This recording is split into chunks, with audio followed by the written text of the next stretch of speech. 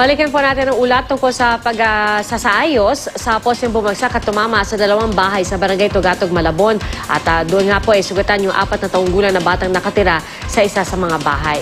Naroon pa rin si Jay Sabal. Jay? Tiyak patuloy ang pagkukumpani ng Meralco sa bumagsak na poste sa dalawang bahay dito sa Barangay Tugatog, Malabon. Interview ka mamaya, wala kang sasabihin.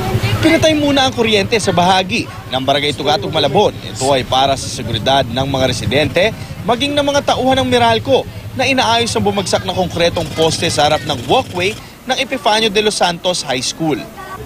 Pinaghalong heavy equipment at mano-manong paghuhukay ang ginagawa para mabunot ang isang lumang kahoy na poste sa dati ring kinatitirikan ng sementong posteng bumagsak kagabi. Dito kasi ilalagay ang mas bagong poste para maisaayos muli ang serbisyo ng kuryente. Ang kalsada ng Lascano, sarado muna habang patuloy ang repair, kaya ang mga sasakyan pinadadaan muna sa loob ng Tugatog Cemetery. Kagabi kasi, kwento ni Edgardo Garcia, sa kasagsagan ng pag-uulan ay kumidlat umano at isang pagsabog ang naganap. Ilang segundo lamang daw ay bigla na lamang nabagsakan ang kanilang bubong ng poste, kung saan isang pagsabog muli ang naganap. Agad naman pinotektahan ni Garcia ang 4 na taong gulang na anak niya na kasama niyang nanonood sa kwarto mula sa mga piraso ng kisame na naglaglagan, pero nasugatan pa rin ang bata sa kanang pulso at kaliwang braso. Todo-todo po ang ulan. Biglang may kidlat. Narinig kaming kidlat, gumanon eh. Nung tumama yung kidlat, hindi namin alam yung poste, apektado pala. Siguro galing sa taas yung pinakaano ng power ng kidlat. Tumama ngayon doon sa pinaka-poste. Bali wala lang, parang wala lang nangyari. Basta't may sumabog lang, boom. Maya-maya, nakaupo na kami ng anak kong bunso. Biglang may gumanon sa bubong namin, boom! Sabay sabog uli ng transformer. 2 kwarto kina Garcia ang naapektuhan. Butas ang bubong at kisame, basag ang jalousie, butas ang dingding, nasira ang ilang appliances, di mabuksan ang cabinet at umuuga ngayon ang sahig.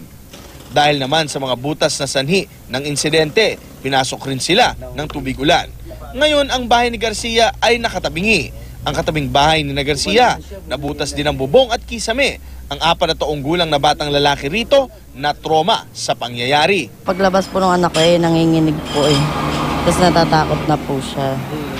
Tapos, nung kinarga ko po siya, parang nalulula na po siya. Ayaw niya po umuwi kagabi, kaya nandun po siya sa mama ko ngayon. Hiling ng mga pamilyang naapektuhan, tulong sa nangyari sa mga bata, maging sa mga pinsalang tinamo ng kanilang tahanan.